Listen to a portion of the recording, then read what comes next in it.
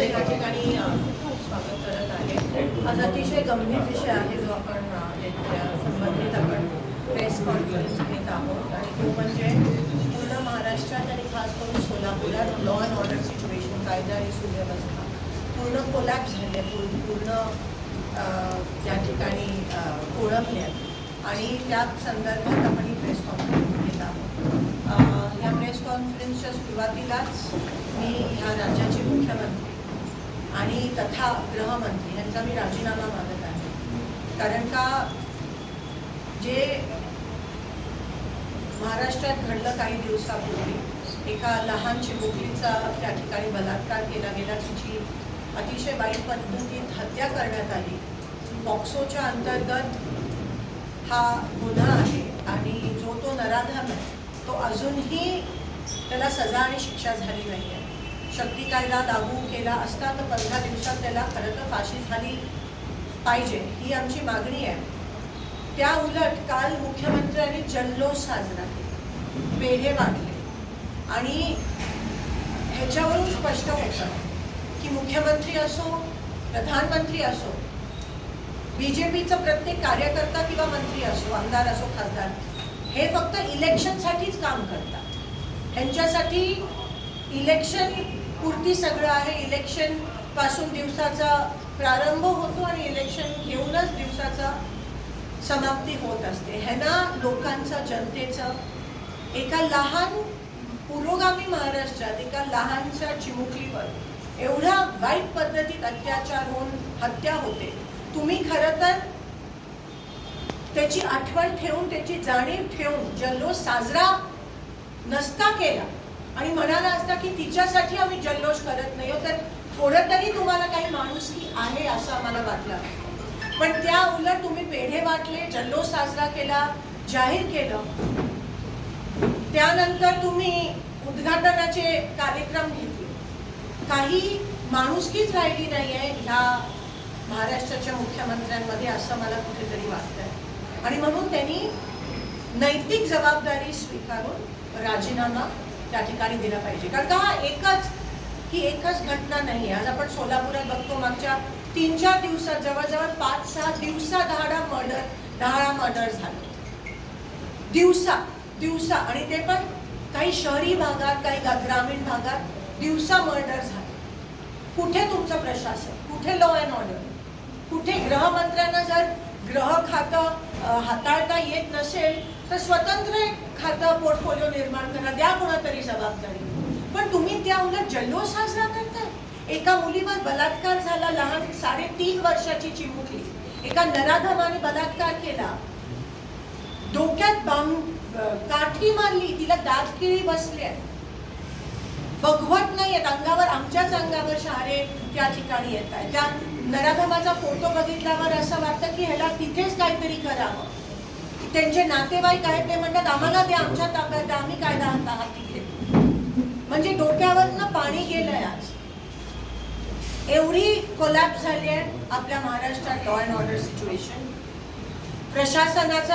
प्रशासन उभं असताना प्रशासनाच्या समोर या घटना घडतात. प्रशासनाची पण सगळ्या बाबतीत मिलीभगत आहे. दिवसाधारे वाळू उपसा चालू आहे, त्यामुळे पाणी सोडत नाहीये.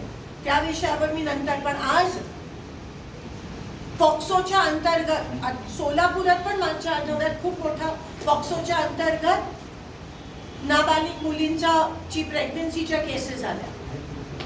त्यांना पॉक्सोच्या अंतर्गत आपल्याला आयडेंटिटी नाही सांगू शकत, तरी त्या सगळ्या महिलांची आयडेंटिटी त्या ठिकाणी हॉस्पिटल प्रशासनाकडून लोकांना पब्लिक डोमेनवर ठेवण्यात आली. म्हणजे काही राहिलीच नाहीये, नाही गांभीर्य राहिलं, ना माणुसकी राहिली, ना जाणीव राहिली. आणि हे पुरोगामी महाराष्ट्र एकेकाळी इथे काहीच व्हायचं नाही. आज आपल्या दुसऱ्या राज्यांसारखी क्राईम रेट चालली आहे. महिलांवर होणारे पॉक्सोच्या अंतर्गत जेव्हा पॉक्सोचं प्रमाण वाढतं तेव्हा त्या राज्याची लोकांमधली, पुरुषांमधली पेक्षा जास्त सत्ताधाऱ्यांची विकृत मानसिकता दिसून येते. आणि ही सत्ताधाऱ्यांची विकृत मानसिकता आहे. कारण का जेव्हा आपल्या घरातल्या मुलीवर असं होतं, मुख्यमंत्र्यांची पण मुलगी आहे, 2 सेकंड 2 सेकंड काय, जेव्हा जेव्हा आपण ते बघतो टीव्हीवर तेव्हा तेव्हा अंगावर शहारा होतो. आणि मग ते सगळं असताना तुम्ही जल्लोष साजरा करता, तुम्ही पेढे वाटता. त्या नराधमाला ताबडतोब फाशी झाली पाहिजे. शक्ती कायदा जेव्हा आमची सत्ता होती तेव्हा आम्ही त्या समितीमध्ये होती, आम्ही अंमलात आणलेला. निर्भयानंतर आपण तो शक्ती कायदा महाराष्ट्र राज्यात आणलेला. त्याची तो लागू करा, त्याची अंमलबजावणी करा. कसली भीती आहे तुम्हाला? विकृत मानसिकता, आणि ती वाढत चालली आहे महाराष्ट्रात. का? कारण का वरपासून खालपर्यंत हे जे गुन्हेगार आहेत त्यांना सपोर्ट आहे.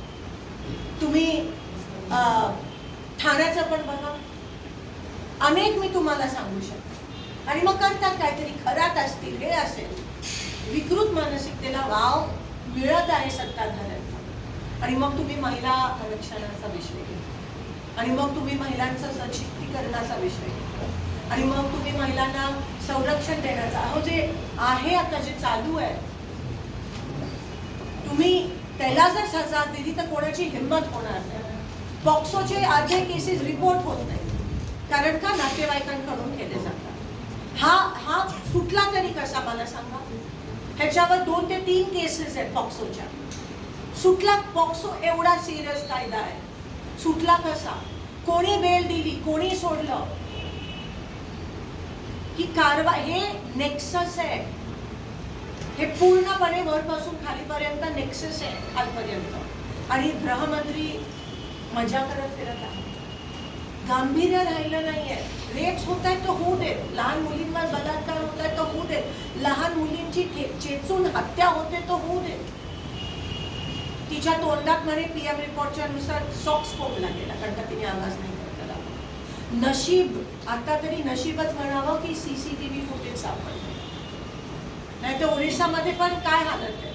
सापडल्यावर गुन्हा दाखल होतो. तसंच महाराष्ट्रात होत चाललंय. दुर्दैव, वाईट वाटतं एक महिला प्रतिनिधी म्हणून आम्हा सगळ्यांना, की शासनच काही करायला तयार नाही, मुख्यमंत्री स्वतः काही करायला तयार नाही. म्हणून या गोष्टीचा निषेध करते. आम्ही काँग्रेस पक्षाच्या माध्यमातून गृहमंत्री तथा मुख्यमंत्री देवेंद्र फडणवीसजींचा राजीनामा मागतोय. पूर्णपणे प्रशासन वरपासून खालपर्यंत हे बदललं गेलं पाहिजे.